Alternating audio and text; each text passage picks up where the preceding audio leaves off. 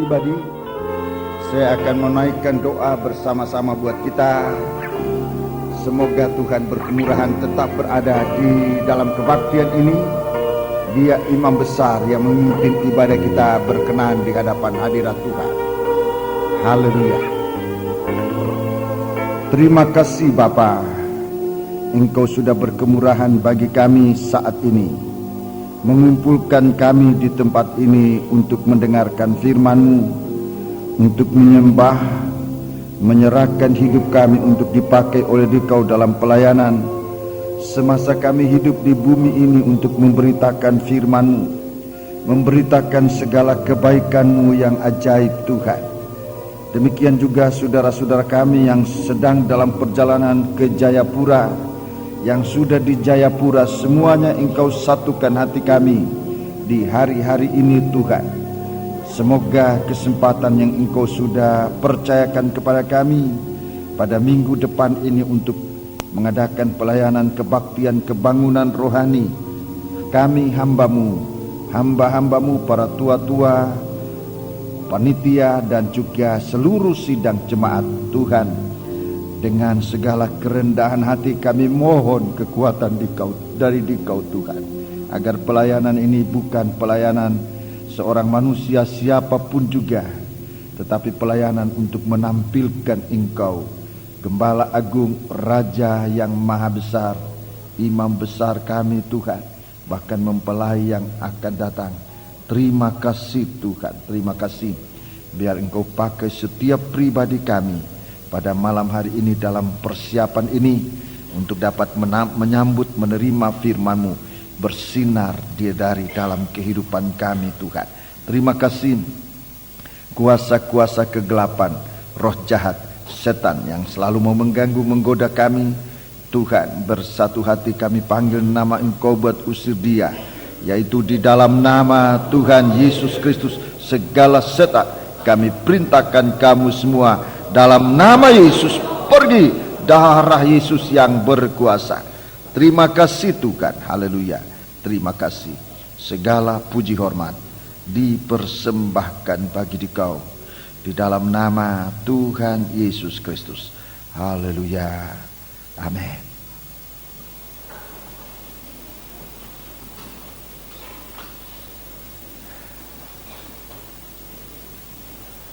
Sidang jemaat yang dikasihi Tuhan, saya menyampaikan salam sejahtera dan selamat berbahagia dalam menerima sabda Tuhan dalam nama Tuhan Yesus Kristus. Kita sedang dipersiapkan oleh Tuhan untuk baik untuk pelayanan di dalam sidang jemaat di gereja ini maupun nanti pelayanan di mana kita akan melayani bersama-sama di Jayapura. Kita mempersiapkan diri hari-hari ini, saudara-saudaraku, rombongan-rombongan yang sudah berangkat, ada yang sudah tiba, ada yang sedang dalam perjalanan dengan kapal Sini. Tadi pagi mereka melanjutkan perjalanan dari pelabuhan Bitung menuju Ternate dan Sorong, kemudian dilanjutkan ke Jayapura. Berita yang saya dengar selama dalam perjalanan, lautan menjadi tenang sekali, teduh, tidak ada ombak, dan mereka menikmati perjalanan mereka di kapal. Kita berdoa terus semoga setiap rombongan dalam perjalanan ini dalam suasana dapat menikmati pelayanan dengan sebaik-baiknya, saudara-saudaraku, dengan tidak ada yang bersungut-sungut, tapi semua kita dapat melayani Tuhan dengan sebaik-baiknya. Puji Tuhan. Jika Tuhan izinkan, saya umumkan besok rombongan dengan pesawat Boeing 707 akan berangkat dari Juanda. Kemudian pada hari Minggu rombongan rombongan Pak Cipto ia akan membawa rombongan terdiri dari kebanyakan hamba-hamba Tuhan, gembala-gembala. Kami rombongan itu sejumlah kurang lebih 15 atau 16 orang, puji Tuhan. Jadi suatu perjalanan yang cukup terputus-putus juga, sebab dari sini ke ujung pandang, kemudian ujung pandang kita menanti beberapa jam, saudara-saudaraku, untuk melanjutkan perjalanan pada hari Minggu itu pada malam hari jam 11 dari ujung pandang. Jadi perjalanan sepanjang malam itu, dan diperkirakan tiba di Jayapura pagi harinya. Kita berdoa buat rombongan-rombongan ini, juga berdoa buat rombongan yang akan berangkat dari Malang. Ini cukup berat juga sebab mereka harus berangkat dari, ya saudara dengar aja nanti pengumuman, saya jangan umumkan nanti simpang siur, tapi mereka malam akan berangkat subuh sekali ya. Jadi berdoa buat semua rombongan-rombongan ini agar Tuhan kasih kekuatan, sebab setiap perjalanan ini saya melihat ada hal-hal yang merupakan hal-hal yang berat, tetapi rombongan yang sudah berangkat yang juga ditandai dengan hal-hal yang berat, semuanya melewati dengan pertolongan Tuhan. Mereka yang lewat di Ambon juga keadaannya tenang, di kota Ambon mereka lewat suasana tenang, sepanjang perjalanan tenang, dan mereka sudah tiba di Jayapura. Demikian juga dengan rombongan yang dengan Sini, semoga rombongan besok juga yang akan lewat atau via apa namanya kota itu, Biak akan lewat ke Biak. Iya, ini cukup berat juga sebab dari Biak nanti mereka dari 707 akan ganti pesawat yang lebih kecil, Hercules akan mengangkut rombongan ini. Jadi cukup berat juga saudara-saudaraku, tapi beratnya perjalanan, beratnya pelayanan, disitulah letak manisnya bagaimana kita melayani Tuhan. Dalam setiap beban, percobaan, dalam setiap perjuangan, di sana kita menikmati manisnya kasih Tuhan. Puji Tuhan. Sebab itu jangan mundur, jangan lemah atau putus asa atau tawar hati. Ini hal-hal yang membuat segala sesuatu menjadi pahit. Kalau hati itu tawar, semua menjadi pahit. Tetapi kalau kita punya hati menyala-nyala untuk melayani Tuhan, maka pelayanan Tuhan itu menjadi indah dan manis rasanya. Sebabnya saya umumkan, sidang jemaat yang ada di sini maupun tiap pribadi yang menjadi anggota rombongan manapun, rombongan besok yang masih akan berangkat, rombongan hari Minggu, rombongan hari Senin, ya saya mohon bantuan doa supaya semua rombongan ini dalam pimpinan Tuhan untuk pelayanan di Jayapura, saudara-saudaraku. Kemudian di samping itu kita doakan juga rombongan-rombongan yang lain yang datang dari daerah lain, dari daerah Jayapura. Dengan Sini ini juga akan mengangkut rombongan dari Sorong, rombongan dari Manokwari, rombongan dari Nabire, saudara-saudaraku, dan semua ini rombongan-rombongan akan berkumpul di Jayapura pada hari-hari ini. Juga rombongan dari Irian Timur, dari Papua New Guinea, mereka juga akan datang.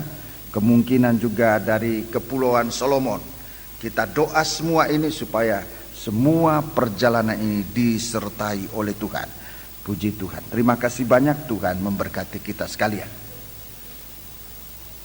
Mungkin ada rombongan menyusul, saya juga belum tahu. Kalau saudara tergerak rombongan-rombongan menyusul, sebab beberapa saudara-saudara yang mendadak tergerak pergi, bahkan mereka sudah berangkat duluan.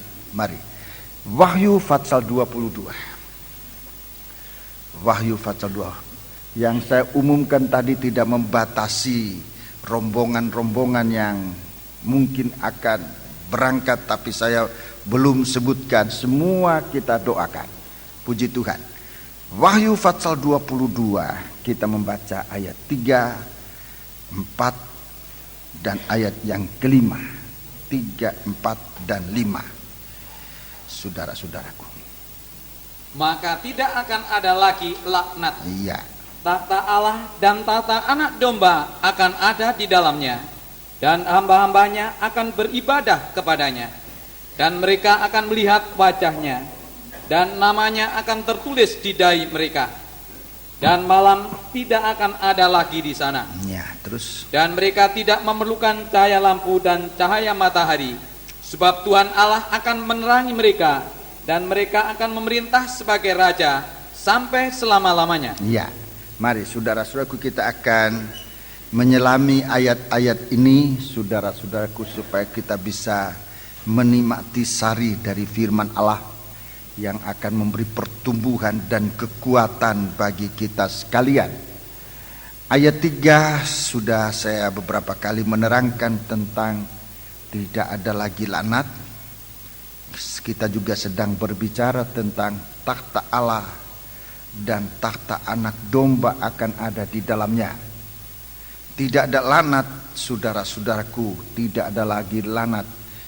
Itu sungguh-sungguh membahagiakan kita sekalian. Kemudian yang kedua, akibat dari daun pohon kehidupan ini yang menyembuhkan bangsa-bangsa, selain menghapuskan laknat atau kutuk, saudara-saudaraku, kemudian dalam ayat selanjutnya dikatakan akan ada takhta, dan takhta anak domba akan ada dalamnya. Takhta Allah dan takhta anak domba.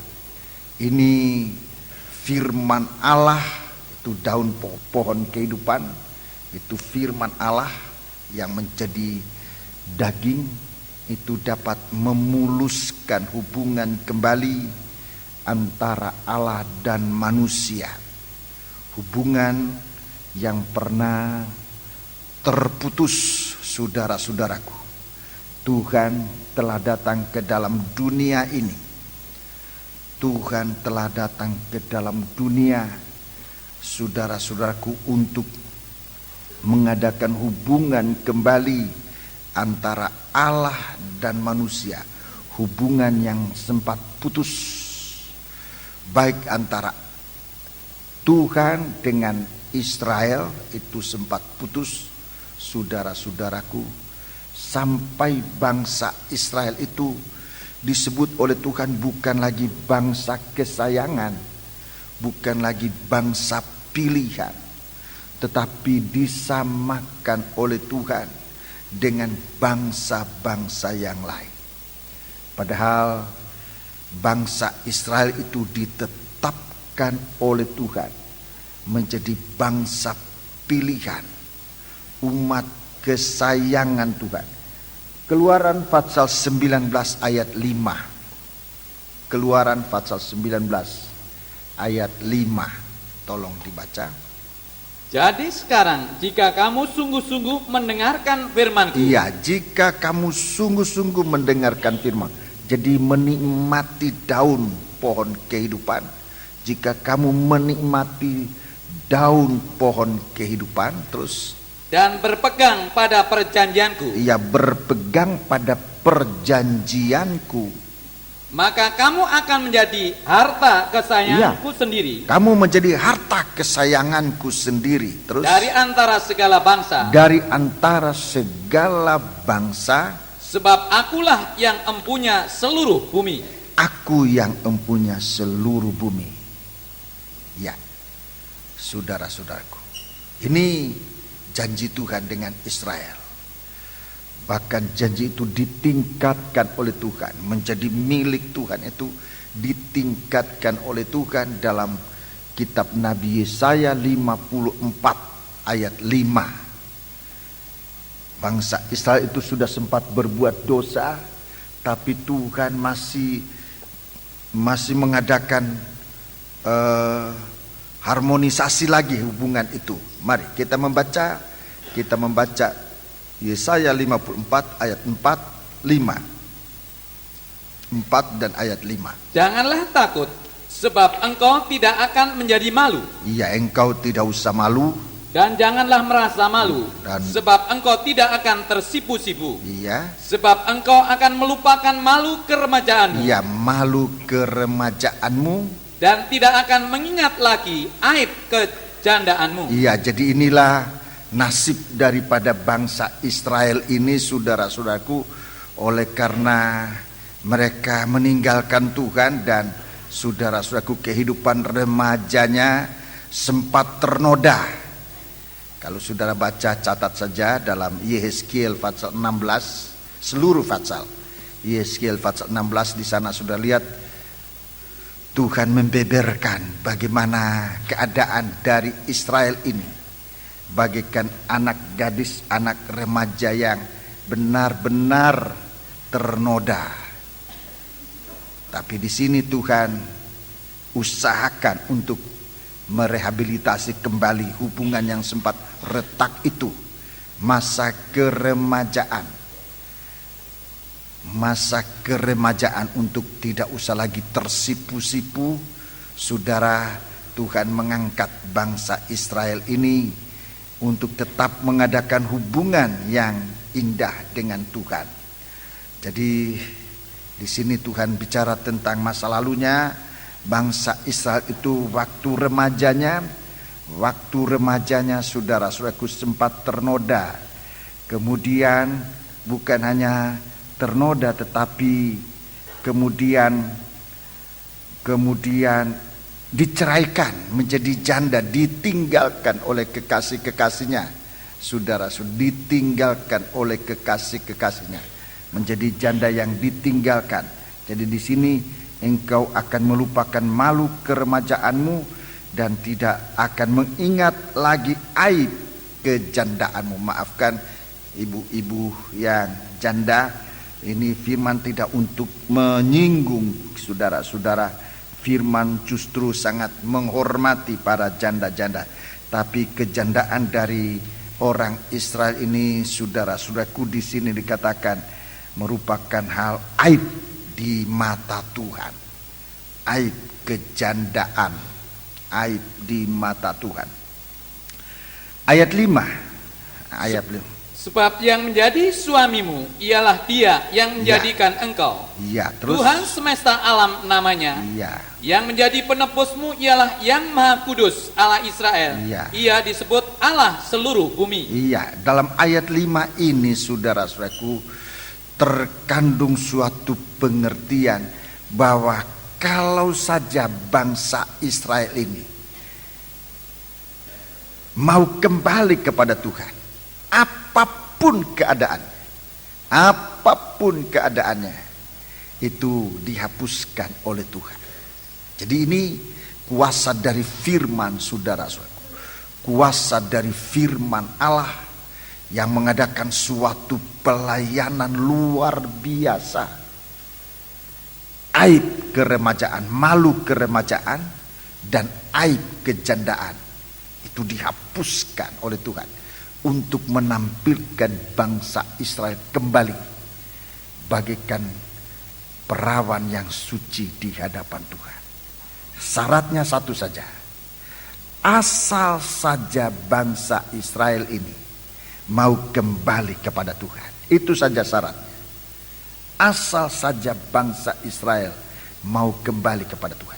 Ini juga berlaku buat kita anak-anak Tuhan sekarang ini, saudara-saudaraku. Ini juga berlaku buat kita anak-anak Tuhan yang sempat meninggalkan Tuhan, yang sempat jatuh bahkan babak belur dengan dosa, bergelimpangan dalam kubangan dosa-dosa. Syaratnya satu, asal mau kembali. Itu saja syaratnya.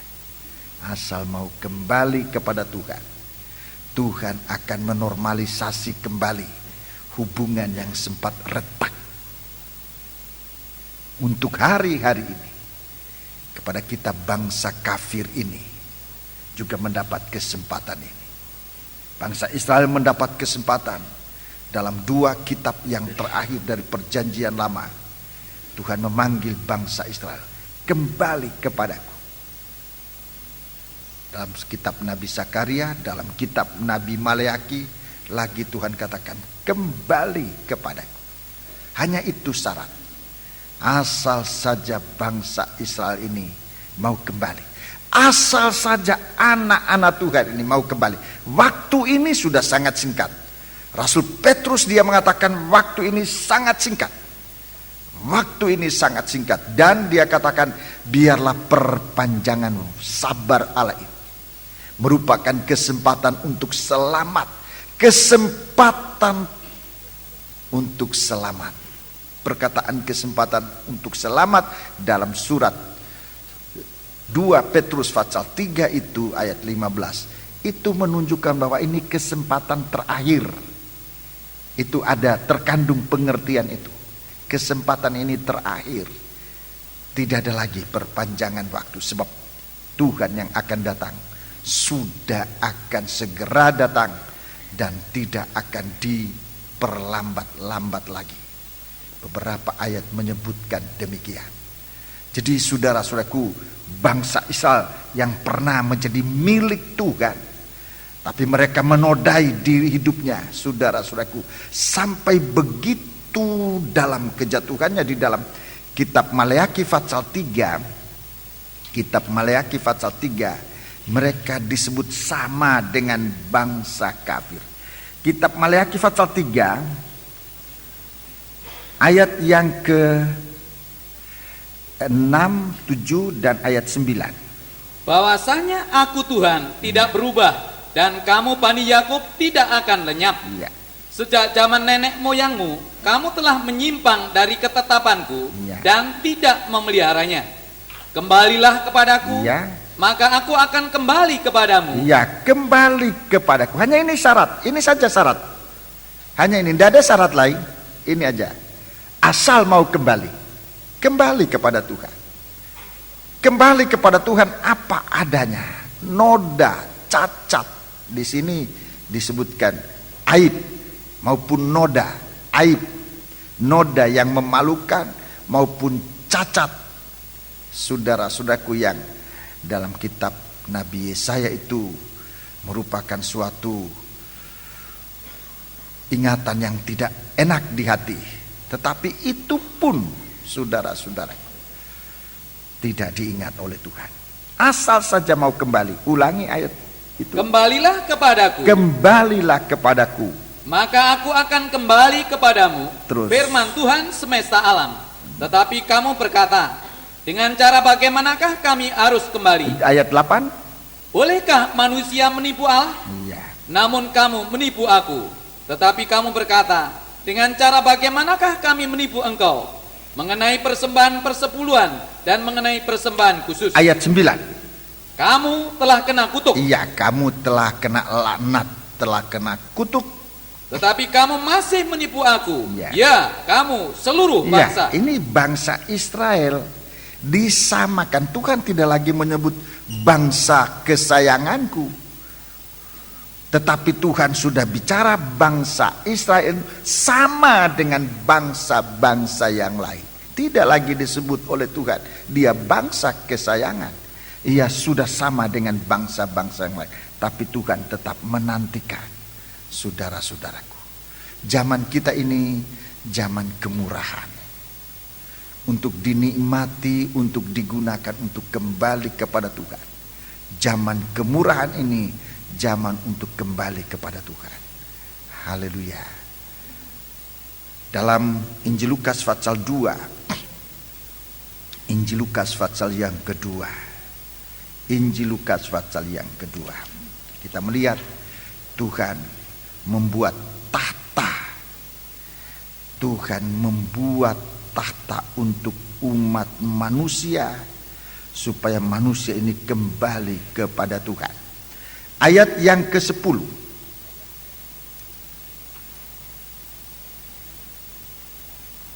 Lalu kata malaikat itu kepada mereka, Ya. jangan takut.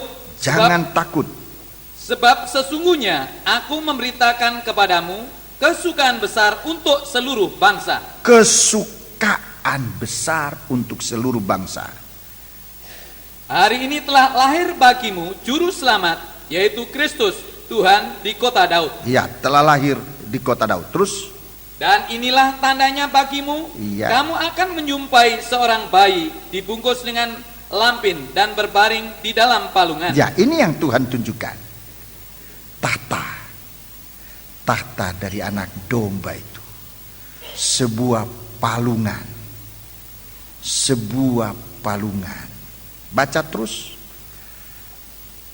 Dan ini 13. Dan tiba-tiba tampaklah bersama-sama dengan malaikat itu sejumlah besar bala tentara surga yang memuji Allah, katanya. Perhatikan kata-kata ini. Kemuliaan bagi Allah di tempat yang maha tinggi. Iya, terus. Dan damai sejahtera di bumi di antara manusia yang berkenan kepadanya. Iya. Ini saudara-saudaraku, usaha Tuhan untuk memulihkan kembali hubungan yang sempat retak dengan menempatkan sebuah tahta, saudara-saudaraku, yaitu sebuah palungan di mana Yesus sang raja. Injil Matius menempatkan Yesus sebagai raja yang lahir. Injil Lukas menampilkan Yesus di atas tahta, raja yang lahir. Dia bertahta di dalam palungan. Raja yang lahir itu bertahta di palungan untuk memulihkan kembali hubungan antara Allah dan manusia. Palungan itu tempat makanan dari domba-domba. Yesus menempatkan diri di situ. Dia menyediakan diri untuk dikonsumsi, untuk dimakan oleh domba-domba yang digembalakan. Kalau kita mau mengembalikan atau mau menormalisasikan kembali hubungan kita dengan Tuhan, jalannya ini. Datang ke tahta itu. Datang ke tempat makanan domba-domba. Itulah firman. Di dalam Injil, di dalam kitab Maleaki tadi, saudara-saudaraku, di dalam kitab Maleaki belum sempat dibaca tadi ayat yang ke-10, saudara-saudaraku, pemulihan hubungan kembali Tuhan kaitkan dengan makanan di dalam rumah Allah. Tuhan kaitkan. Saudara dengarkan, akan dibacakan oleh Pak Yakub ayat 10. Bawalah seluruh persembahan persepuluhan itu ke dalam rumah perbendaharaan. Bawa persepuluhan ke rumah perbendaharaan, supaya ada persediaan makanan di rumahku. Iya, terima kasih. Ini pemulihan kembali. Kalau kita mau kembali kepada rumah Allah, makan makanan di dalam rumah Allah. Apa itu makanan di dalam rumah Allah? Apa itu makanan di dalam rumah Allah? Ini tidak berarti bahwa saudara-saudaraku, makanan dimaksudkan ini adalah beras atau sembako, 9 bahan pokok. Bukan itu, saudara. Itu dibutuhkan untuk tubuh jasmani. Tapi makanan yang berkaitan dengan rumah Allah, dengan kerajaan surga, adalah firman. Adalah firman Allah. Jadi perpuluhan itu kaitannya bukan sekedar kekayaan duniawi seumpama uang, makanan dan sebagainya. Tapi kaitan utama adalah supaya firman Allah itu dibukakan nomor 1. Keduanya, kalau firman itu dibukakan, bisa dinikmati oleh umat. Buat apa firman Allah dibukakan? Kalau firman Allah itu tidak sempat dinikmati, tidak bisa dimakan oleh domba-domba.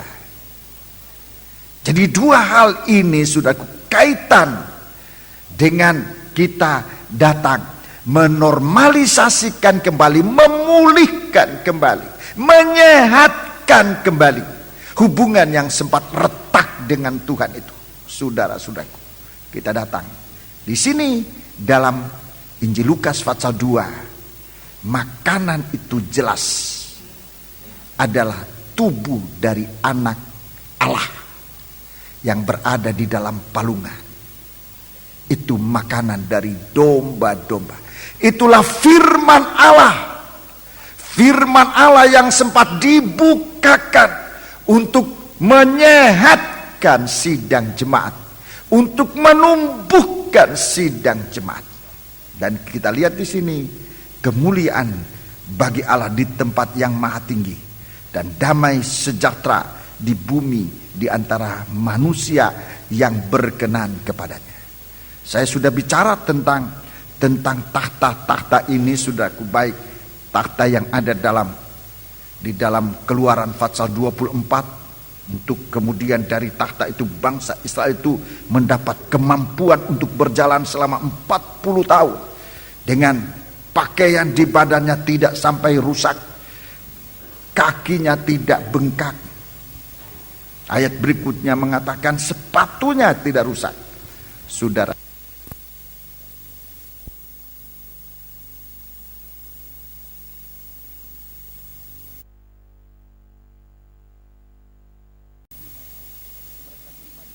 yang mereka terima di takhta itu, saudara-saudaraku.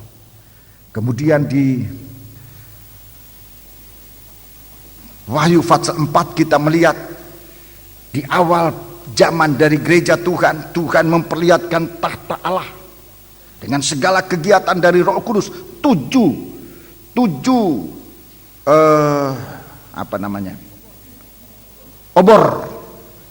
obor menyalanya. Itu 7 Roh Kudus membuat gereja Tuhan bisa bertahan selama 2000 tahun di bumi ini dengan tidak harus binasa, malah terus melewati masa-masa yang sulit sampai hari ini. Itu yang sudah ditunjukkan. Kemudian Yesaya menunjukkan dalam ilham, dan dia mengatakan sekalipun Tuhan itu bertahta di tempat yang maha tinggi, Ia juga bertahta di dalam hati yang remuk. Ini yang disebutkan palungan, hati yang hancur dalam menerima firman Tuhan. Ini hati yang sempat menerima bukan sekedar firman Allah sekedar perkataan, tapi firman Allah ini menjadi wujud dari pribadi Yesus di dalam hati. Kehidupan itu menjadi tahta dari Allah. Ini yang membuat kita, umat manusia itu, mempunyai kemampuan, kekuatan meninggalkan dunia, bumi dan langit yang lama ini untuk menerima bumi dan langit yang baru. Saudara-saudaraku, untuk masuk ke kota Yerusalem baru dengan kekuatan ini, saudara-saudaraku, dengan kekuatan yang sungguh-sungguh. Siapa ini? Adalah setiap kehidupan yang menerima firman. Berulang kali saya mengatakan, bagiku tidak ada beratnya untuk menghadapi seorang yang berdosa apapun juga, asal nomor satu dia masih mau mendengar firman. Itu nomor satu. Nomor dua, dia menerima firman. Bukan cuma mendengar, tetapi makan firman. Itu artinya dia menerima firman dengan hati yang lunak, bahkan hati yang hancur. Ini tahta. Di situ tempat Yesus lahir. Di palungan itu, di tempat itu yang tadinya namanya palungan, itu dijadikan oleh Tuhan, diciptakan oleh Tuhan kembali menjadi tahta kemuliaan Allah. So, kehidupan ini kehidupan yang menyatu dengan Tuhan. Perjamuan suci, saudara-saudaraku, ini makanan yang terakhir nanti yang Tuhan akan lihat, supaya rombongan kita itu, rombongan dari tubuh Kristus itu akan menyambut hari kedatangan Tuhan. Saudara-saudaraku, ini suatu tanda bahwa gereja Tuhan merupakan satu rombongan besar akan memulaikan perjalanan meninggalkan bumi yang lama dan langit yang lama ini untuk masuk ke bumi dan langit yang baru. Injil Matius pasal yang ke-24. Injil Matius pasal yang ke-24. Injil Matius pasal yang ke-24. Injil Matius pasal yang ke-24. Ayat 25 sampai dengan 28. Camkanlah, Ya. aku sudah mengatakannya terlebih dahulu kepadamu. Iya. Jadi apabila orang berkata kepadamu, lihat, ia ada di padang gurun. Ya, lihat dia ada di padang gurun. Janganlah kamu pergi ke situ. Ya. Atau lihat, ia ada di dalam bilik. Janganlah kamu percaya. Ya, jadi sudah perhatikan bagaimana hebatnya pengajaran-pengajaran sesat, nabi-nabi palsu nanti akan menggoda anak-anak Tuhan. Baca terus. Sebab sama seperti kilat memancar dari sebelah timur dan melontarkan cahayanya sampai ke barat. Iya. Demikian pula lah kelak kedatangan anak manusia. Iya, terus 28. Di mana ada bangkai, di situ burung nasar berkerumun. Iya, ini saudaraku. Di mana ada bangkai? Bangkai ini adalah tubuh yang sudah mati. Siapa ini? Itu adalah Yesus Kristus yang sudah mati di atas kayu salib. Dia tubuh yang sudah mati. Di sana nanti berkumpul burung-burung. Di mana ada bangkai di situ burung nasar. Burung nasar ini adalah orang-orang yang menanti-nantikan Tuhan. Yesaya pasal 40. Orang yang menanti-nantikan Tuhan bagaikan burung raja wali atau burung nasar yang membaharui kekuatan. Saudara-saudaraku. Jadi di sini kita lihat bagaimana saudara suku kehidupan kita sekarang dalam firman Allah ini kita perlu disucikan sampai ini penyucian yang sangat mendalam saudara suku adalah sampai pandangan kita ini. Itu akan dinodai oleh nabi palsu dalam ayat yang ke 26 itu saudara-saudaraku. Pandangan kita, perhatian kita, itu yang nanti akan dinodai. Lihat dia ada di padang gurun. Lihat dia ada di dalam bilik. Sementara pelayanan kita nanti adalah pelayanan dalam sistem perjanjian baru adalah memandang wajahnya Tuhan. Ini yang dia mau ganggu supaya kita tidak lagi punya perhatian kepada wajahnya Tuhan. Jadi nanti pengajaran-pengajaran sesat ini bukan cuma sekedar menodai perbuatan kita. Bukan sekedar menodai kelakuan kita, pelayanan kita, tetapi sampai nanti menodai perhatian kita. Kalau perhatian sudah dinodai, noda itu sudah sangat membekas di dalam hidup manusia. Kalau saja kita masih ada perhatian pada Tuhan, kalau saja kita masih ada perhatian pada firman Tuhan, saudara-saudaraku, kuasa Tuhan itu berpengaruh untuk menolong kita. Sehingga pengenalan kita hanya kepada satu-satunya pribadi. Itulah Yesus Kristus sendiri. Jangan perhatian kita saudara-saudaraku. Di saat ibadah, di saat kebaktian semacam ini. Di saat firman Tuhan disampaikan, perhatian kita banyak diganggu. Itu bukan keadaan biasa. Tapi kalau kita membaca ini saudara-saudaraku, dalam ayat 25 sampai dengan 28, kita melihat ini suatu keadaan yang sangat luar biasa. Kalau sampai perhatian kita disucikan dalam ibadah kita, saudara-saudaraku. Kalau sampai perhatian kita disucikan dalam ibadah, dalam pelayanan kita. Inilah kualitas kehidupan dari orang-orang. Semoga kita semua mencapai itu. yang akan masuk dalam bumi dan langit yang baru. Ini yang disebut betapa sucinya, betapa salehnya. Jadi bukan hanya dosa ini, bukan hanya dosa diampuni, bukan hanya jalan kita dituntun, tapi sampai pada ruas jalan terakhir itu sudah disucikan oleh Tuhan. Betapa sucinya. Kalau dosa kita diampuni, kita disebut suci. Kalau langkah-langkah kita berpijak pada firman Allah, kita disebut suci.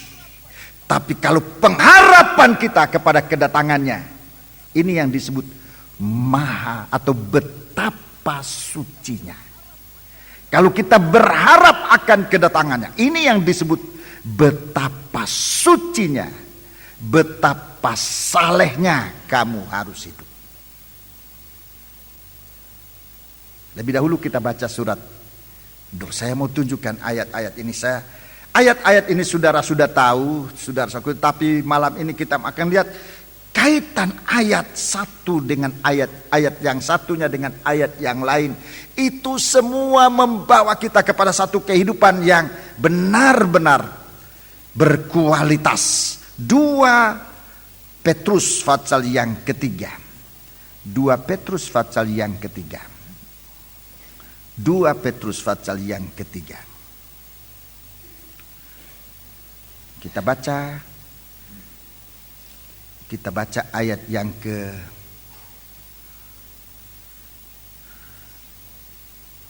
6, ayat 9. Tuhan tidak lalai menepati janjinya, sekalipun ada orang yang menganggapnya sebagai kelalaian. Tetapi ia sabar terhadap kamu, karena ia menghendaki supaya jangan ada yang binasa, melainkan supaya semua orang berbalik dan bertobat. Ya, ini nasihat Rasul Petrus menghadapi pengolok, pengejek di akhir zaman. Ini pengejek dari hal kedatangan Tuhan. Mau mengalihkan perhatian kita dari Kristus Yesus kepada perkara-perkara yang lain, untuk menjadi tidak ada kontak, tidak ada hubungan dengan Tuhan. Tetapi saudara-saudaraku, Rasul Petrus menasihati kita, kalau sekarang masih ada kesempatan, ini perpanjangan sabar. Bukan kita harus memikirkan ini Tuhan lalai dalam berjanji ayat 10.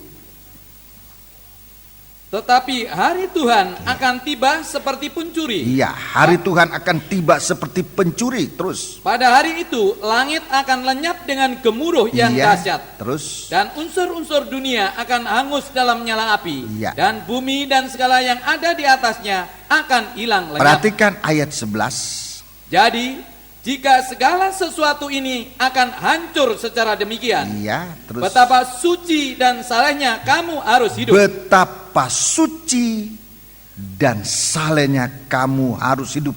Terus, yaitu kamu yang menantikan dan mempercepat kedatangan hari Allah. Yang menantikan dan mempercepat kedatangan hari Allah. Terus, pada hari itu langit akan binasa dalam api, dan unsur-unsur dunia akan hancur karena nyalanya. Terus, tetapi sesuai dengan janjinya, kita menantikan langit dan bumi yang baru, di mana terdapat kebenaran. Ya, langit dan bumi yang hanya terdapat kebenaran. Ayat 15. Anggaplah kesabaran Tuhan kita sebagai kesempatan bagimu untuk beroleh selamat. Seperti juga Paulus, saudara kita yang kekasih, telah menulis kepadamu menurut hikmat yang dikaruniakan kepadanya. Iya, terima kasih. Ini dibuat oleh Rasul Paulus berulang kali dalam suratnya. Rasul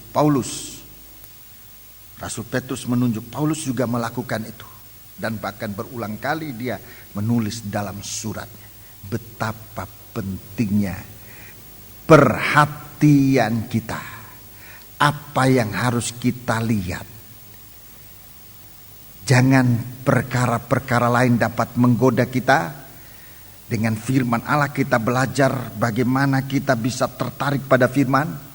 Baik dalam membaca firman, dalam menerima ungkapan-ungkapan firman, dalam melakukan firman, supaya kehidupan kita benar-benar terarah hanya kepada Dia. Banyak hal-hal akan mengganggu, tapi nanti satu waktu kita akan melihat bahwa yang utama adalah supaya perhatian kita ini disucikan.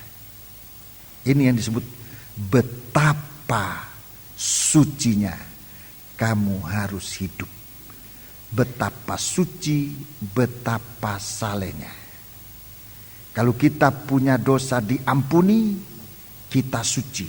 1 Petrus pasal 4, 1 Petrus pasal 4, 1 Petrus pasal 4, 1 Petrus pasal yang keempat.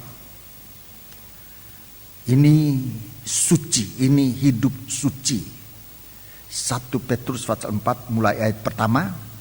Jadi karena Kristus telah menderita penderitaan badani, kamu pun harus juga mempersenjatai dirimu dengan pikiran yang demikian. Iya, terus. Karena barang siapa telah menderita penderitaan badani, ia telah berhenti berbuat dosa. Terus ayat 2. Supaya waktu yang sisa, jangan kamu pergunakan menurut keinginan manusia, tetapi menurut kehendak Allah. Ini namanya bertobat, berhenti berbuat dosa, kembali kepada Tuhan.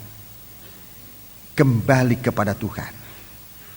Jangan pergunakan waktu lagi untuk menuruti keinginan daging, tetapi menurut kehendak Allah. Ini kembali kepada Tuhan.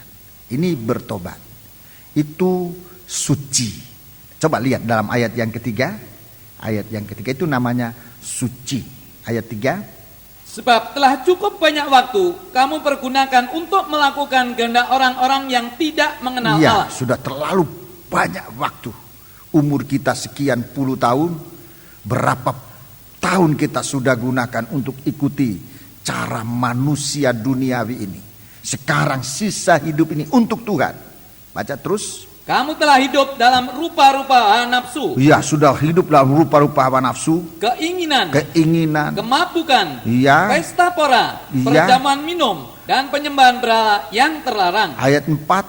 Sebab itu mereka heran bahwa kamu tidak turut mencemplungkan diri bersama-sama mereka di dalam kubangan ketidakkesenonohan yang sama. Dan mereka memfitnah kamu. Iya, ini saudara-saudaraku satu kehidupan yang disucikan, keluar dari kubangan, ya, keluar dari kubangan. Ada fitnaan, tetapi kita harus jaga. Kita punya kehidupan yang disucikan ini, ya. Ini kehidupan suci. Ini kehidupan suci, saudara-saudaraku. Disucikan oleh firman, oleh darah anak domba Allah. Lewat sengsara yang diderita itu lewat darah anak domba. Saudara-saudaraku, kita disucikan. Jadi pengampunan dosa itu termasuk penyucian hidup. Kemudian firman menyucikan kita yang sudah diampuni ini. Yohanes 15 ayat 3. Yohanes pasal 15 ayat 3. Kita sudah disucikan. Kemudian perjalanan hidup kita di dalam firman. Langkah-langkah kita adalah langkah-langkah firman. Mari. Ini orang-orang, sebentar. Lebih baik kita baca ayat yang kedua. Ayat yang kedua. Setiap ranting padaku yang tidak berbuah, dipotongnya. Yang tidak berbuah dipotong. Yang tidak mau bertobat itu terkeluar. Terus. Dan setiap ranting yang berbuah. Setiap ranting yang berbuah ini yang orang yang bertobat. Ini berbuah. Orang yang bertobat ini dia ada buah-buah yang sesuai dengan pertobatan. Itu disebut dalam Matius pasal 3. Bertobat. Ini carang-carang yang berbuah. Baca terus. Dibersihkannya. Disucikan. Supaya ia lebih banyak berbuah. Lebih banyak berbuah. Terus. Kamu memang sudah bersih. Bersih. Karena firman yang telah kukatakan kepadamu. Firman yang telah kukatakan. Sesudah bertobat, saudara-saudaraku, kesucian dari pengampunan ini, kita masih perlu dibimbing oleh firman. Itu namanya firman penyucian. Ini firman namanya firman pengajaran. Bible study, pengajaran Alkitab, untuk menyucikan langkah-langkah kita. Dosa kita dulu sudah diampuni oleh Tuhan, tapi kita masih mempunyai langkah-langkah di mana dosa itu banyak tersebar, merupakan jerat dari setan. Dalam surat Ibrani ada itu dosa macam itu. Ada dosa macam itu, jerat. Coba Ibrani 12. Jadi kita sudah, dosa masa lalu itu sudah selesai oleh darah anak domba Allah. Kita kembali kepada Tuhan. Tapi perjalanan hidup kita ini masih banyak halangan-halangan dosa yang mata kita tidak bisa melihat. Firman Tuhan menunjukkan kepada kita. Sebab dia adalah pelita pada kaki kita. Dia adalah sulu pada jalan kita. Dia menerangi kita supaya kita bisa melihat jelas. Ibrani pasal yang ke-12.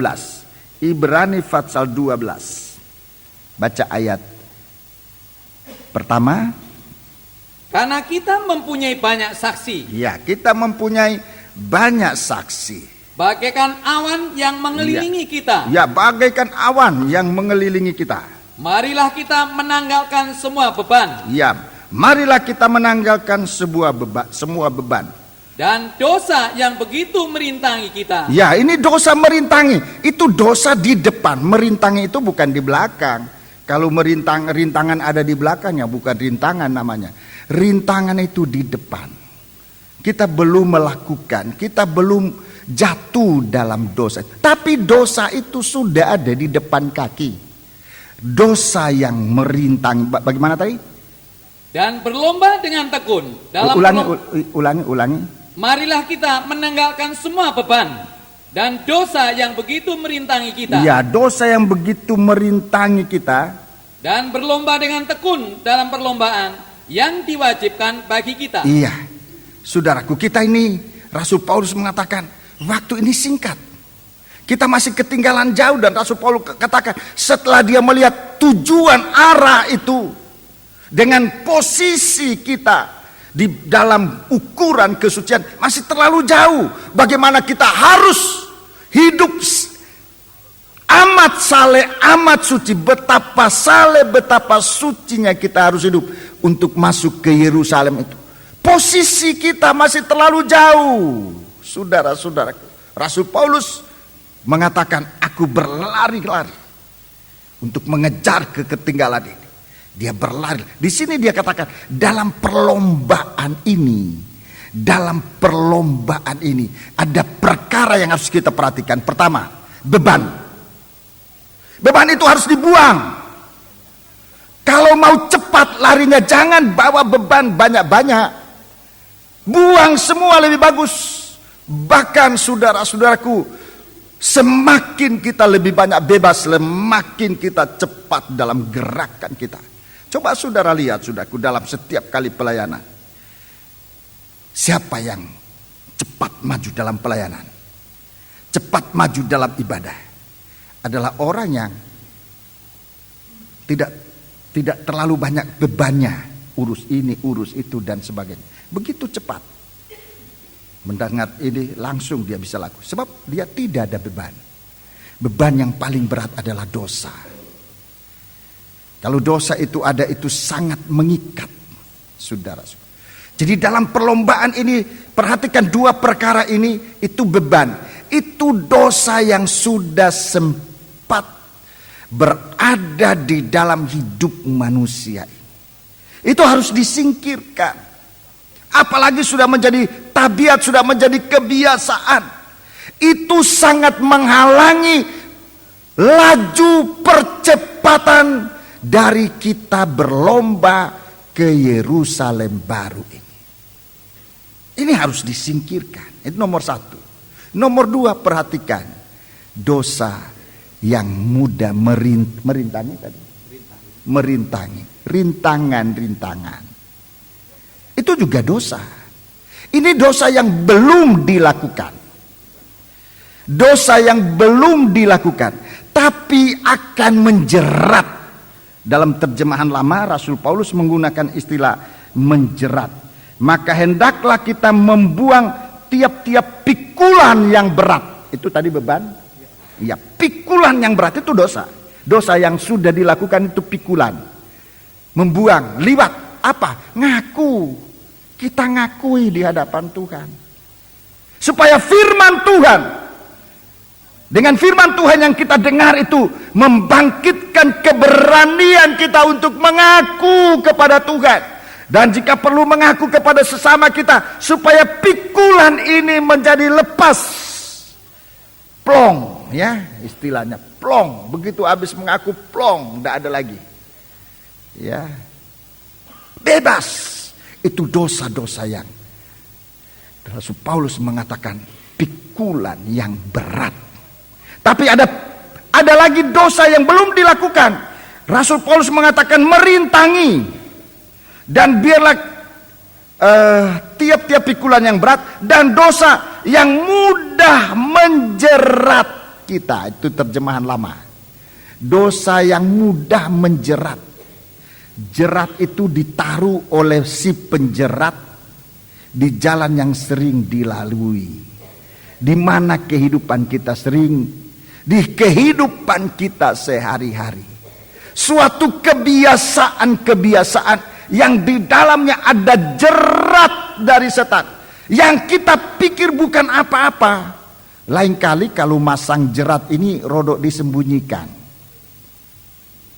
Kalau saudara pernah, tapi ya saudara orang di kota sih, tidak tahu bagaimana itu menjerat burung, menjerat babi hutan. Tidak tahu. Itu di jalan yang sering dilewati, seringkali jerat itu disembunyikan. Bahkan lain kali diumpan. Di balik jerat itu diumpan supaya mangsanya itu ke sana lewat jerat ini langsung diikat.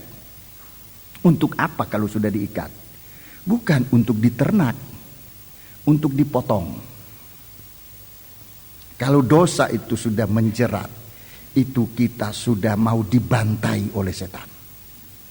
Jangan gampang-gampangan, saudara-saudaraku. Ini dosa yang mudah menjerat. Waktu saya dalam latihan menjadi pengerja, menjadi hamba Tuhan, kami waktu itu ada pengerja wanita, ada pengerja pria. Kami semua mulai dari gembala masih bujangan semua pada waktu itu. Pendeta kami juga bujangan, belum menikah, Bapak Pendeta Injuono. Waktu itu belum menikah, kami semua belum menikah. Dia nasihati kita. Dia nasihati kita. Kita dilarang pergi berdua. Seorang pria, seorang wanita. Sangat dilarang itu. Dan kalau sampai ketahuan dan penyelesaiannya tidak beres, itu bisa dikeluarkan. Itu dia terangkan kita, kamu tidak berdosa pergi berdua-dua itu. Tidak, kamu tidak berbuat apa-apa, kamu tidak ada hati juga sama orang itu, juga dia tidak ada hati sama kamu. Tetapi itu namanya jerat. Di satu waktu saat kamu lengah bisa jatuh. Itu jerat dosa. Bahkan dia nasihati kita, kalau hari ini kamu goncengan dulu naik sepeda, kamu goncengan dengan si itu. Besok goncengan lagi dengan itu. Terus dengan itu kamu goncengan. Lama-lama kamu bisa jatuh. Itu nasihat. Ini dia katakan, ini dosa yang mudah menjerat. Belum berdosa, tidak berbuat apa-apa. Maunya bagus, tujuannya bagus. Tetapi kalau lengah, bisa jatuh. Kalau lengah bisa jatuh. Saudara, itu namanya jerat. Firman Tuhan harus merupakan terang benderang. Terang benderang. Untuk menyucikan carang ini. Supaya carang ini yang sudah berbuah. Begitu dibersihkan kembali, dia akan tambah berbuah. Dengan firman penyucian, itulah juga firman pengajaran.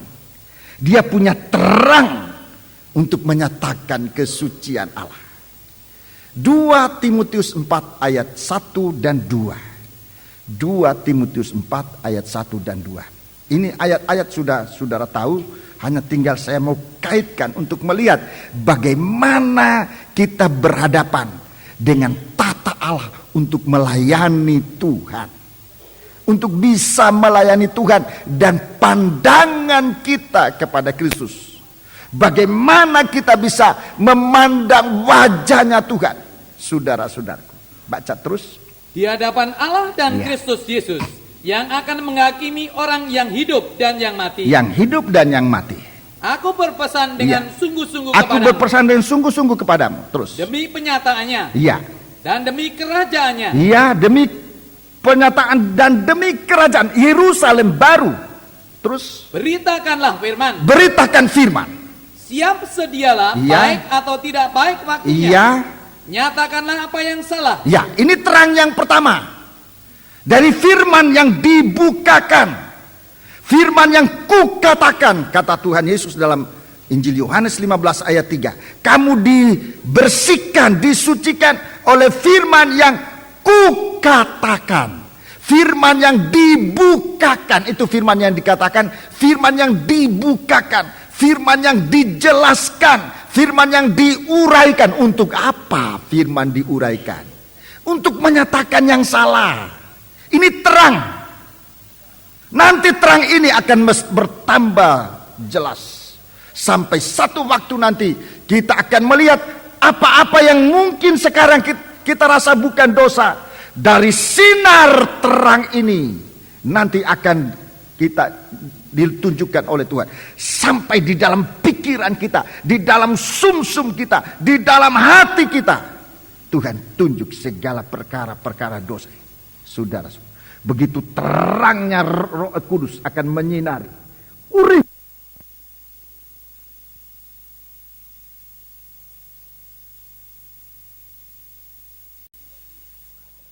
Supaya dosa ini tidak ada di dalam sidang jemaat. Betapa sucinya, betapa salehnya kamu harus hidup untuk masuk dalam dunia yang baru yang hanya berisi kebenaran itu. Tidak ada setitik dosa. Itu dalam Wahyu 22 itu, Wahyu 21 juga. Tidak ada dosa. Betapa suci dan salehnya kamu harus hidup. Jadi firman penyucian ini akan menyinari kita. Pertama, menyatakan yang salah. Untuk apa kalau firman Allah menyatakan yang salah? Gampang aja. Untuk kita minta ampun, mengaku di hadapan Tuhan dan minta ampun. Itu terang pertama. Terang pertama dari pengajaran. Terang pertama dari pengajaran. Menyatakan yang salah. Dan ini banyak kali, sayang sekali, banyak kali pengajaran yang menyatakan kesalahan ini tidak disenangi. Saya dalam menyampaikan pengajaran, saudara-saudaraku banyak mengalami semacam ini nih, suatu ya semacam resiko. Hamba Tuhan yang menyampaikan pengajaran banyak kali tidak disukai orang. Tidak disukai. Tapi Rasul Paulus mengatakan entah baik atau tidak baik waktunya. Disenangi atau tidak disenangi. Firman pengajarannya harus terus disampaikan untuk menyucikan. Ini terang, saudara. Supaya melihat apa? Ini, saudara. Baik dosa yang sudah dilakukan supaya kita sadar, maupun baca ayat lanjut tadi. Nyatakan apa yang salah. Iya. Tegurlah Tegur. Ini dosa-dosa yang sudah lalu. Tegur terus. dan nasihatilah. Nasihat ini terang untuk menunjukkan dosa-dosa yang belum dilakukan. Nasihati supaya jangan liwat di jalan yang ada jeratnya, di jalan yang ada rintangan-rintangan dosa-dosa itu. Kalau tidak diterangi oleh firman Allah, manusia akan liwat saja tanpa sadar dia terjerat oleh dosa. Dia akan terjerambab oleh karena adanya rintangan yang menjatuhkan dia. Sayang kalau seorang hamba Tuhan begitu dipakai oleh Tuhan, tapi tidak melihat rintangan atau jerat yang mudah merintangi itu. Saudara-saudaraku, jerat dosa dan jatuh. pada akhir zaman nanti akan menjelang hari kedatangan Tuhan. Dalam Matius 24 itu bintang akan gugur. Ini kita jaga, saudara-saudara. Kita harus jaga biarlah tahta Kristus itu di dalam hati kita. Firman Allah itu ditaruh di dalam hati kita. Dia akan bersinar. Ia akan memberi kekuatan kepada kita untuk berjalan menuju ke bumi yang baru dan langit yang baru. Yang hanya berisi kebenaran, itulah Yerusalem baru. Dari situ, dari tahta ini, dari Allah bertahta di dalam hati kita. Oleh firman-Nya, Dia menasihati kita. Baca terus tadi, lanjutkan terakhir. Dengan segala kesabaran. Dengan segala kesabaran. Dan pengajaran. Iya, dan pengajaran. Menyampaikan pengajaran perlu sabar. Perlu kesabaran. Tidak bisa dengan kekuatan manusia. Dengan kasih Tuhan perlu kesabaran. Menyampaikan firman Tuhan itu perlu kesabaran. Saya menyampaikan firman pengajaran ini untuk menyucikan sidang jemaat. Saya harus berulang-ulang kali. Tidak jemu-jemunya. Kesabaran diuji. Kesabaran saya sebagai yang dipercayakan menyampaikan firman. Kesabaran sidang jemaat. Kok diulangi lagi. Ya beginilah firman penyucian. Begitulah firman penyucian. Tidak sepintas lalu. Tidak sepintas lalu. Kalau saudara cuci baju tidak begini. Sudah selesai. Dikucak ulang-ulang. Lihat, masih ada lagi. Itu namanya bijaksana. Kalau saudara cuci pakaian, apalagi sudah noda, satu kali ya sudah.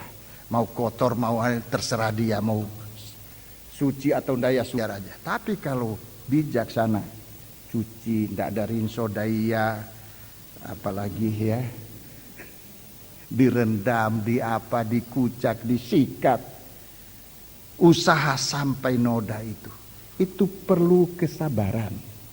Saudaraku, dosa kita lebih dari noda, karena apa saja yang sempat melekat di baju itu lebih saudara-saudara. Perlu kesabaran. Kalau hanya sekedar untuk khotbah, ya sekali ini kasih tahu ini. Nanti orang senang diulang-ulangi sebentar. Lama-lama orang bosan. Tapi kalau penyucian, saudara-saudaraku, penyucian dosa itu bagikan bisul. Mau dipegang, jangan. Apalagi dipijit. Tapi harus dipijit supaya bisulnya itu sembuh. Nah, mijit bisul ini resiko. Orang yang dipijit ini pluplak, kita sedang mijit bisulnya. Pelungkunya dia tinjunya dia kena kepala kita, pluplak. Padahal supaya dia sembuh. Saudara-saudaraku, ini firman penyucian disampaikan dengan kesabaran dan dengan pengajaran. Sebab noda sudah menanti. Noda berikutnya sudah menanti. Apa itu noda berikutnya? Ayat 3, itu noda berikutnya. Sudah menanti. Karena akan datang waktunya, orang tidak dapat lagi menerima ajaran sehat. Ajaran ini ditinggalkan. Terus? Tetapi mereka akan mengumpulkan guru-guru menurut kehendaknya. Mengumpulkan guru-guru menurut kehendaknya. Untuk memuaskan keinginan telinganya. Iya, untuk memuaskan keinginan telinganya. Saudara-saudaraku, jadi begitu gawatnya, sehingga kehidupan kita ini sangat harus hati-hati. Noda itu sudah menanti. Itulah pengajaran sesat yang akan memalingkan pandangan kita. Bagaimana, coba diulangi tadi ayatnya itu? Ayatnya itu bagus itu. Karena akan datang waktunya, orang tidak dapat lagi menerima ajaran sehat. Tetapi mereka akan mengumpulkan guru-guru menurut kehendaknya untuk memuaskan keinginan telinganya. Iya. untuk dalam terjemahan lama, karena masanya akan datang kelak manakala orang tiada tahan akan pengajaran yang benar, tetapi sebab gatal telinganya hendak mendengar, maka dihimpunkannya guru-guru bagi dirinya menurut hawa nafsu sendiri. Ayat 4. Mereka akan memalingkan telinganya dari kebenaran. Memalingkan. Jadi pandangan tidak lagi kepada Tuhan, kepada pengajaran. Sementara pelayanan kita, sistem pelayanan kita harus memandang kepada wajahnya Tuhan. Ini perhatian kita dinodai, berpaling. Begitu berpaling, perhatian kita dinodai. Perhatian, bukan perbuatan, perhatian kita dinodai. Dan kalau perhatian dinodai, perbuatan sangat akan menjadi kotor.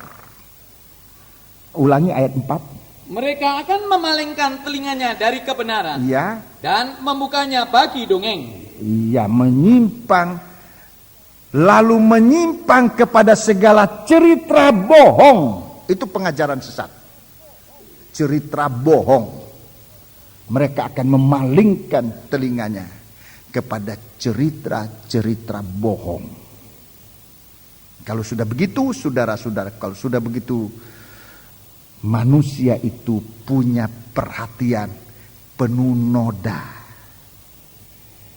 Penuh noda, itu sebabnya tahta Allah ini.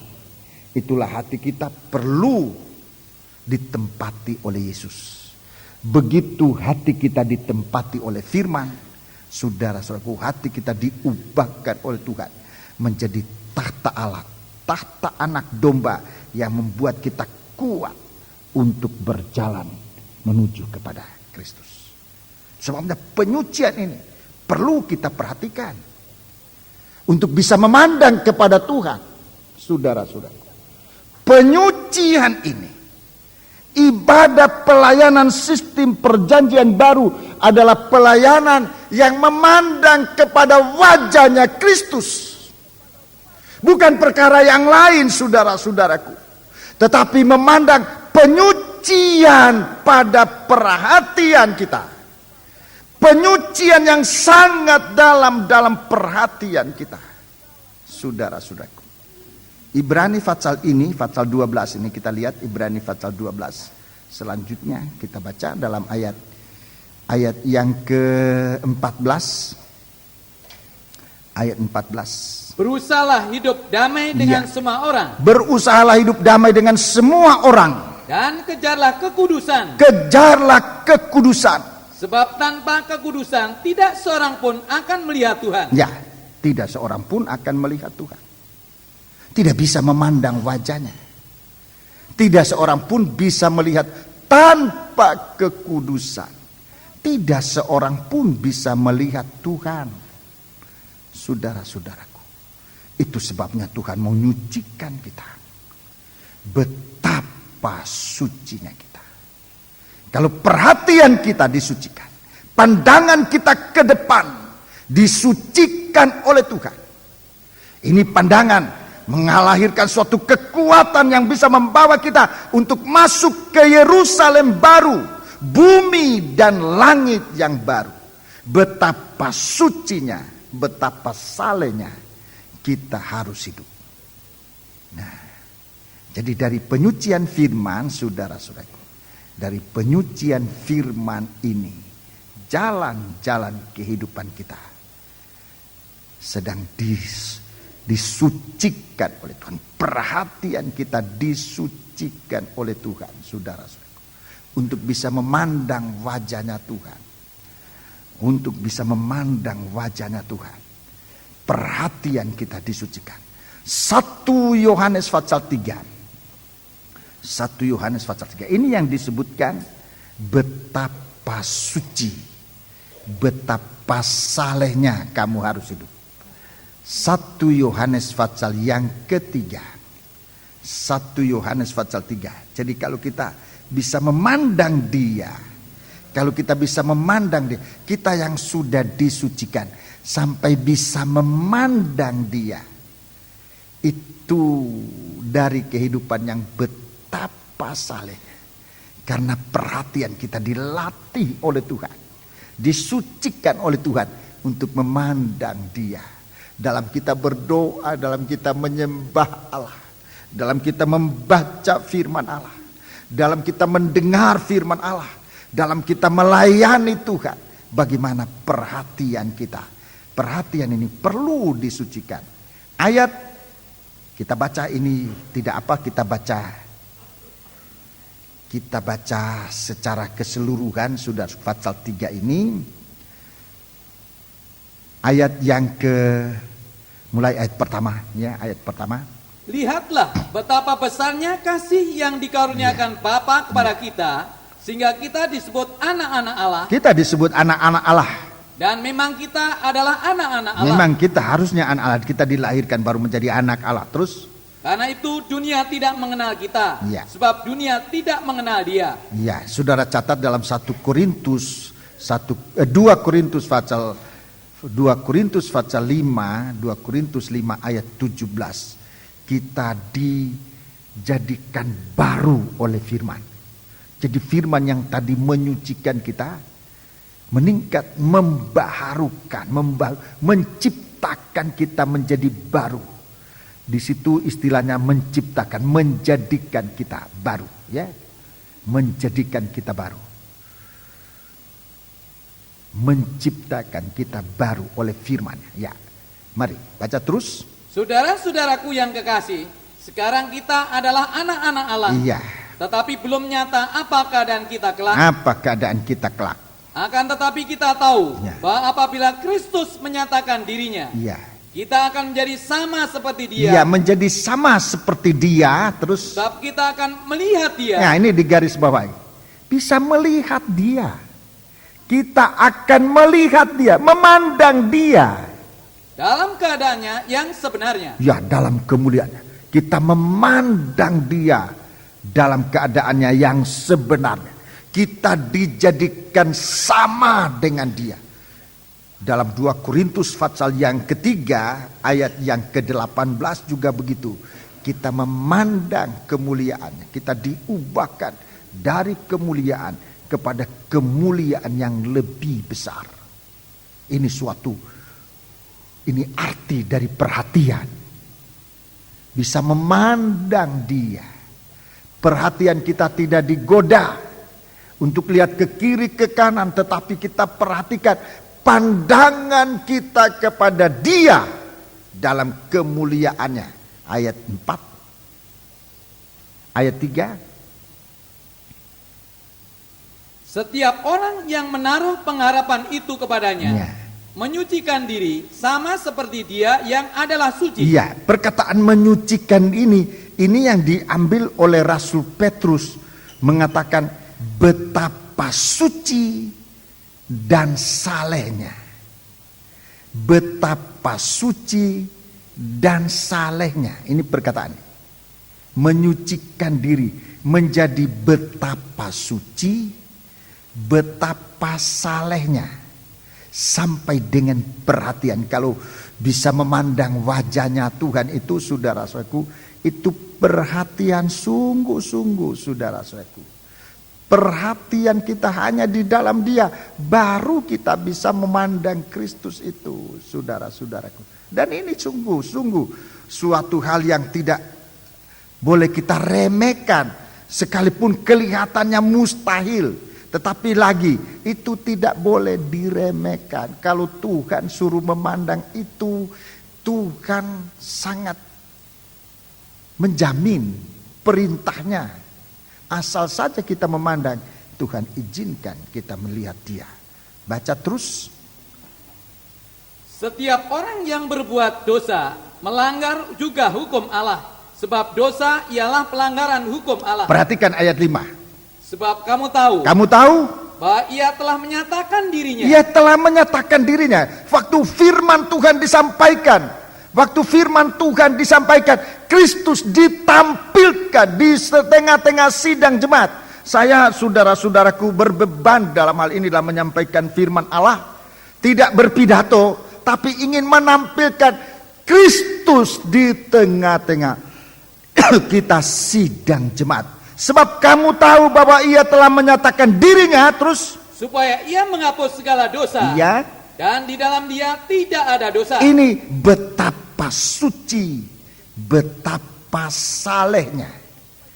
Kalau di dalam kita menyampaikan firman, Kristus ditampilkan dalam keadaannya yang sebenarnya. Itu berkuasa, berpengaruh untuk menghapuskan dosa. Sebab di dalam Kristus tidak ada dosa. Betapa suci, betapa salehnya kamu harus hidup. Ini, baca terus. Karena itu setiap orang yang tetap berada di dalam dia, tetap berada di dalam dia, tidak berbuat dosa lagi. Ini betapa salehnya, betapa sucinya kamu harus hidup. Terus setiap orang yang tetap berbuat dosa, ya, lihat, tidak melihat dan tidak mengenal dia. Tidak mengenal dia. Saudara-saudaraku, begitu jelas. Begitu jelas. Mengapa pelayanan kita ini? Mengapa pelayanan kita? Pelayanan memandang dia. Bukannya Tuhan ini egois, tidak. Tuhan ini mengasihi orang berdosa dengan cara supaya manusia ini bisa terlepas dari dosa. Dia datang ke dunia ini. Dia mencari tempat. Saudara-saudaraku, palungan hati yang terbuka untuk dia. Di situ dia berada. Palungan hati yang siap menerima Kristus merupakan makanan yang sungguh-sungguh dan minuman yang sungguh-sungguh, tubuh dan darahnya. Ini perjamuan suci. Tuhan mau supaya firman Allah ini tidak hanya suara yang kita dengar, tetapi tubuh yang kita bisa pegang, bisa kita lihat, bisa kita makan, bisa kita rasakan kuasanya. Ini masuk, tinggal. Firman Allah tinggal di dalam hati kita. Coba ayat yang ke-7. Anak-anakku, janganlah membiarkan seorang pun menyesatkan kamu. Ya. Barang siapa yang berbuat kebenaran adalah benar. Adalah benar. Sama seperti Kristus adalah benar. Iya, benar seperti Kristus. Ini betapa suci, betapa salehnya kamu harus hidup. Terus, barang siapa yang tetap berbuat dosa berasal dari iblis. Ya. Sebab iblis berbuat dosa dari mulanya. Ya. Untuk inilah anak Allah menyatakan dirinya, yaitu supaya ia membinasakan perbuatan-perbuatan iblis itu. Sekarang Tuhan menyatakan diri dalam firman. Untuk apa? Untuk menghancurkan perbuatan-perbuatan setan itu. Oleh kuasa firman. Ayat 9. Setiap orang yang lahir dari Allah. Ini lahir dari Allah. Tidak berbuat dosa lagi. Tidak berbuat dosa lagi. Sebab benih ilahi tetap ada di dalam dia. Dan ia tidak dapat berbuat dosa. Ya, ini tidak dapat berbuat dosa lagi. Jadi meningkat. Bukan hanya tidak berbuat dosa lagi, tetapi tidak dapat berbuat dosa. Karena ia lahir dari Allah. Iya, ini saudaraku. Ini yang disebut betapa suci, betapa salehnya. Ini ibadah dan hasil ibadah dan pelayanan dalam sistem perjanjian baru. Begitu kita melihat Tuhan, begitu kita melihat Tuhan, terjadi suatu kemuliaan yang hebat. Saudara-saudaraku, kita mendapatkan kesempatan ini. Kitab Keluaran pasal 33, saya mohon waktu sebentar. Kitab Keluaran pasal 33. Kitab Keluaran pasal 33. Kitab Keluaran pasal 33. Kitab Keluaran pasal 33.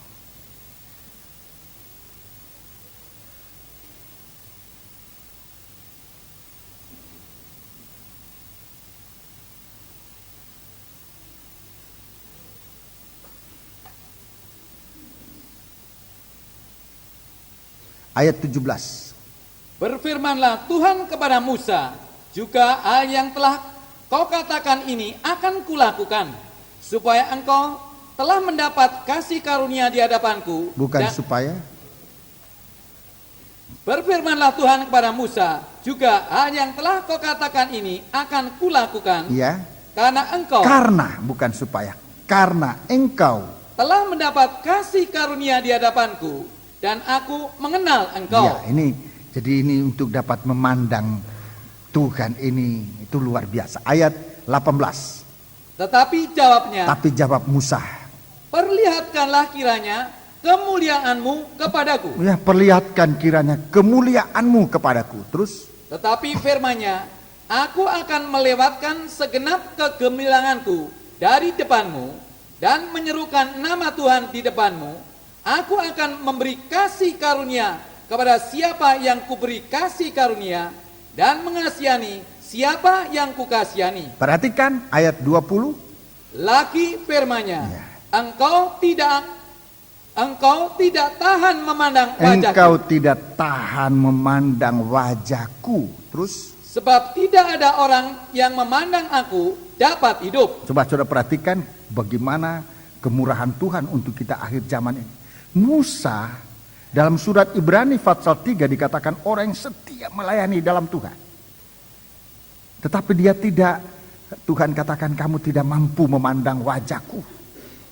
Tapi dalam Wahyu pasal 22 nanti hamba-hambanya, kita yang ada di sana akan memandang, senantiasa memandang wajahnya. Musa hanya memohon, lihatkan kemuliaan aja. Itu pun Tuhan katakan kamu tidak mampu. Sebab tidak ada seorang yang bisa memandang wajahku dan tetap tinggal hidup. Terus. Berfirmanlah Tuhan, Ya. ada suatu tempat dekatku, Iya. di mana engkau dapat berdiri di Iya. atas gunung batu. Di atas gunung batu. Terus. Apabila kemuliaanku lewat, Iya. maka aku akan menempatkan engkau Iya. dalam lekuk gunung itu. Iya. Terus. Dan aku akan menudungi engkau dengan tanganku sampai aku berjalan lewat. Ayat 23. Kemudian aku akan menarik tanganku dan engkau akan melihat belakangku, Iya. tetapi wajahku tidak akan kelihatan. Coba saudara lihat. Musa ini luar biasa. Dia menggambarkan Yesus Kristus yang nanti pada waktu itu ya, yang akan datang ke dunia. Saudara, tetapi untuk Musa ini masih Tuhan katakan engkau tidak dapat memandang wajahku.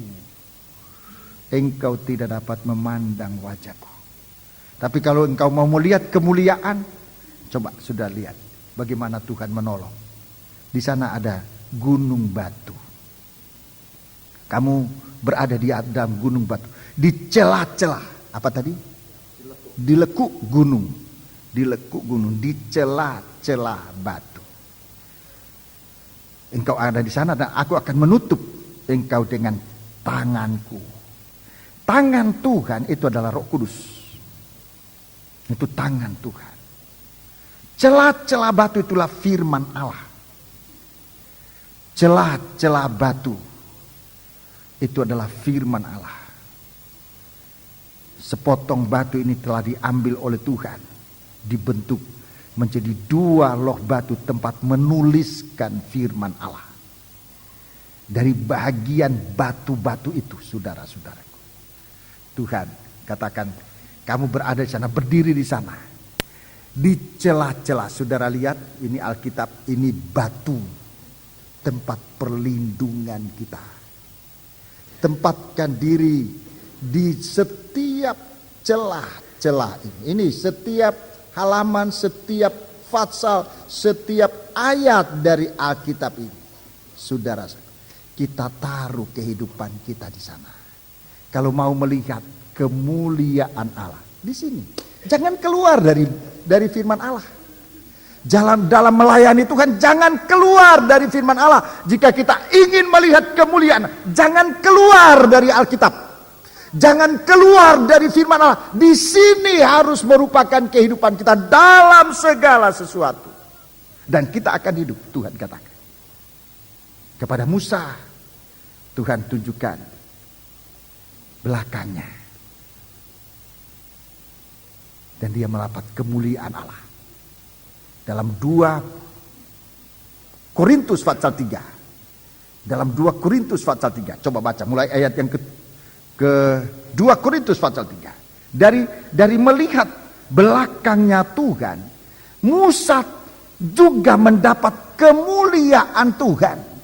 Ya. Ayat 7. Pelayanan yang memimpin kepada kematian terukir dengan huruf pada loh-loh batu. Iya. Namun demikian kemuliaan Allah menyertainya waktu ia diberikan. Iya. Sebab sekalipun pudar juga, cahaya muka Musa begitu cemerlang, sehingga mata orang-orang Israel tidak tahan menatapnya.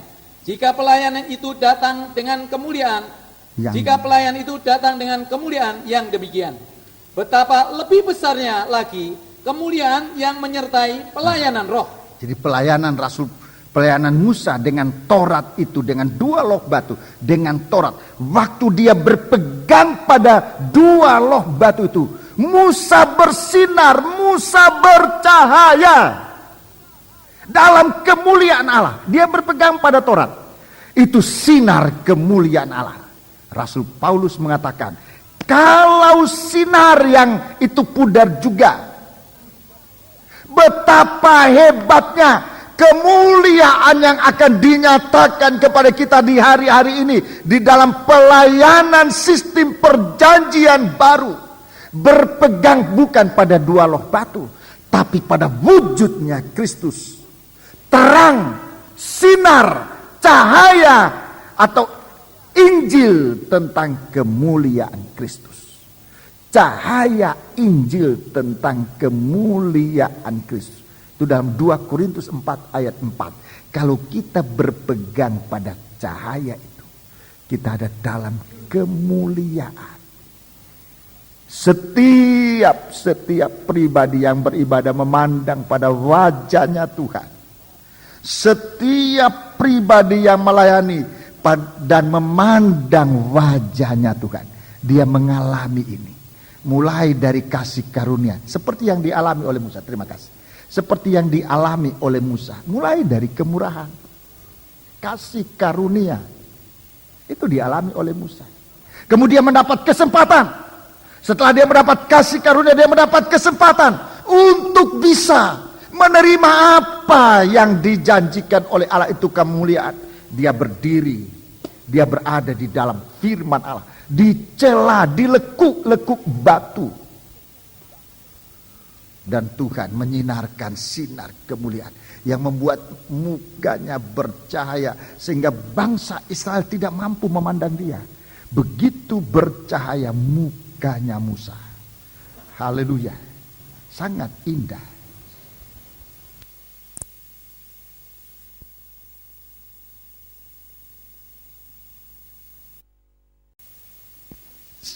Di Pulau Patmos, Yohanes di Pulau Patmos, dia bisa memandang wajahnya Tuhan. Untuk apa? Dia memandang wajahnya Tuhan. Dalam kitab Wahyu pasal 1, saudara catat, baca di rumah, waktunya berjalan cepat. Wahyu pasal 1, Yohanes memandang wajahnya Tuhan. Pelayanan Rasul Yohanes di Pulau Patmos, saudara, itu pelayanan memandang wajahnya Tuhan. Dan begitu dia memandang wajahnya Tuhan, matanya, mukanya, lidahnya, itu semua ada di wajah, ada di mukanya Tuhan, wajahnya. Dia lihat, kemudian dia tersungkur bagaikan orang mati. Dia tersungkur bagaikan orang mati. Mati untuk mati dari diri sendiri, mematikan daging, masuk dalam pemuncakan doa penyembahan. Dia jatuh bagaikan orang mati. Itu berbicara tentang mengalami perobekan daging sepenuh. Itu buah dari penyembahan yang memuncak, saudara. Daging tidak bersuara, bagaikan orang mati. Daging tidak bersuara. Dan kepada Rasul Yohanes ini Tuhan tunjukkan kemuliaan selanjutnya sampai melihat Yerusalem baru. Ini pelayanan, memandang wajahnya Tuhan. Kepada kita sidang jemaat sekarang, Tuhan tidak tunjukkan belakangnya seperti Musa. Dia tidak hanya menunjukkan belakangnya, dia tunjukkan belakangnya. Dia mengampuni segala dosa-dosa kita. Kita mendapat kasih karunia. Dia menunjukkan wajahnya, betapa sucinya kita harus hidup. Tapi lebih daripada itu, dia memilih hati kita. Dia bukan hanya menunjukkan hatinya kepada kita, tapi dia juga memilih hati kita untuk menjadi tahtanya dia. Dia mau bertahta di dalam kehidupan kita, supaya kita menjadi miliknya untuk selama-lamanya. Haleluya. Coba betapa mulianya kalau kita bisa memandang bukan hanya belakangnya Tuhan, bukan hanya wajahnya Tuhan, mukanya Tuhan, tapi bisa memandang sampai ke dalamnya hatinya Tuhan. Di sana kita bisa melihat kita ada tempat di dalam hati Dia. Tapi dari situ juga Dia bersedia, Dia rela untuk berada di dalam kita. Kalau aku di dalam kamu dan kamu di dalam aku, tidak ada kesulitan, saudara-saudaraku. Tahta itu dibentuk. Tidak ada hubungan yang rusak lagi.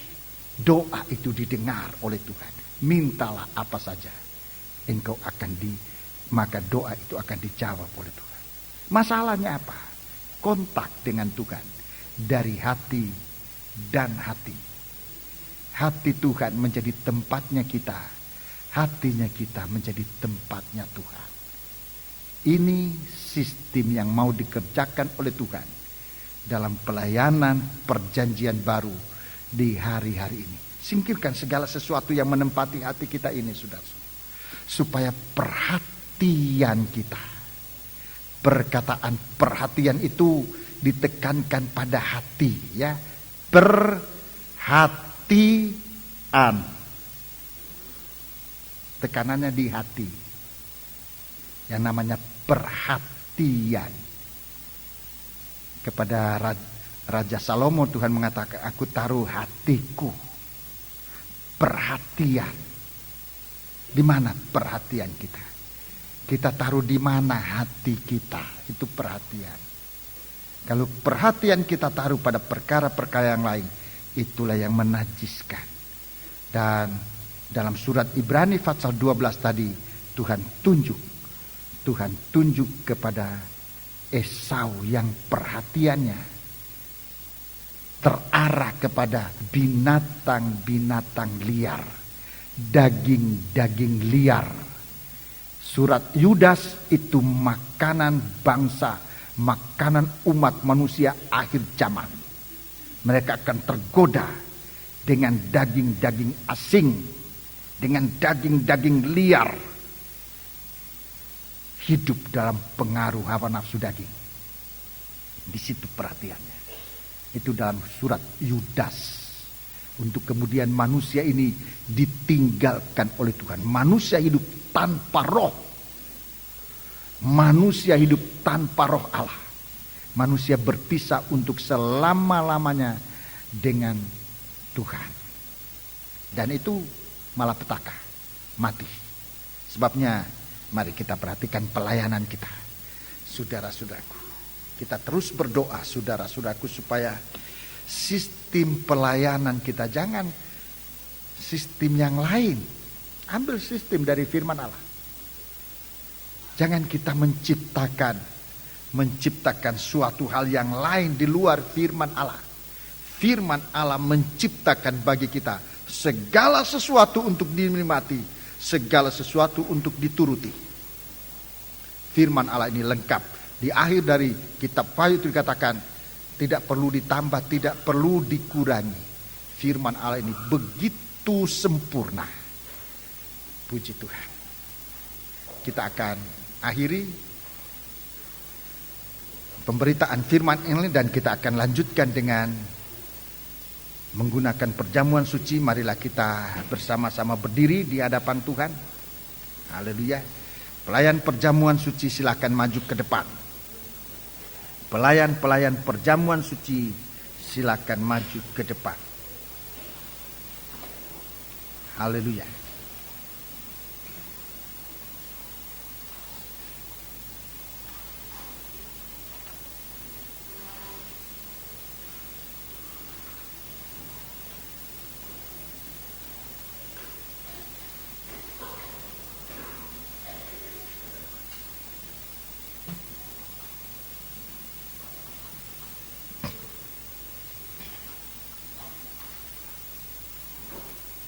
Kita tundukkan kepala. Setiap pribadi tundukkan kepala. Pandanglah wajahnya Tuhan. Haleluya. Jikalau kita memandang pada dunia ini, kita akan binasa. Kalau perhatian kita pada dunia, keselamatan kita terancam. Tapi kalau kita memandang kepada Yesus, Tuhan dan Juru Selamat kita, saudara-saudaraku, maka kita akan hidup, bahkan hidup kekal dalam kelimpahannya. Tundukkan kepala. Tunjukkan kepada Tuhan apa-apa yang memandang, yang menghalangi pandanganmu kepada Tuhan. Mungkin itu beban berat, dosa yang sudah dilakukan. Akui di hadapan Tuhan. Akui di hadapan Tuhan. Mungkin itu ada dosa yang merintangi. Sebut nama Yesus. Darahnya berkuasa membuka jalan bagi kita sekalian.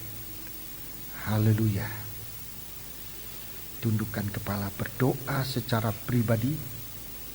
Waktu ini diberikan oleh Tuhan buat saudara-saudara. Gunakan waktu ini.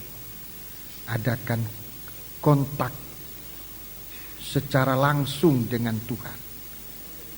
Haleluya. Adakan kontak secara langsung dengan Tuhan. Tuhan membuat segala-galanya menjadi selesai. Di mana letak dosa itu? Di dalam perbuatan, di dalam pikiran, atau di dalam perhatian. Sampai sedalam itu Tuhan mengejar, supaya tidak ada yang dapat menghalangi hubungan kita dengan Tuhan. Haleluya, haleluya, haleluya. Haleluya, haleluya, haleluya. Haleluya, haleluya. Haleluya. Mungkin ada keinginan, ada kesombongan, ada kebanggaan di luar firman. Haleluya, haleluya, haleluya, haleluya, haleluya, haleluya, haleluya, haleluya, haleluya. Kita menghadapi tubuh dan darahnya Kristus. Hadapilah dengan keberanian hati. Percaya bahwa dosa diampuni. Haleluya. Bahwa Tuhan menyucikan, membersihkan jalan-jalan kita. Sampai kita menjadi orang yang saleh dan suci untuk layak berada dalam bumi dan langit yang baru. Yang hanya berisikan kebenaran. Haleluya, haleluya, haleluya, haleluya.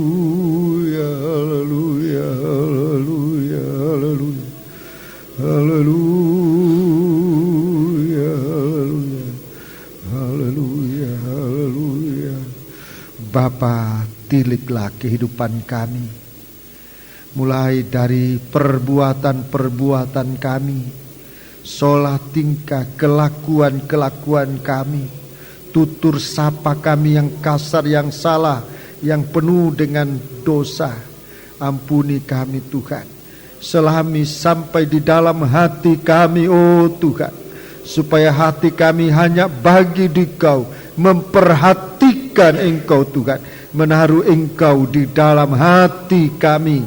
Haleluya, menaruh firman-Mu di dalam hati kami, menaruh perintah-Mu di dalam hati kami.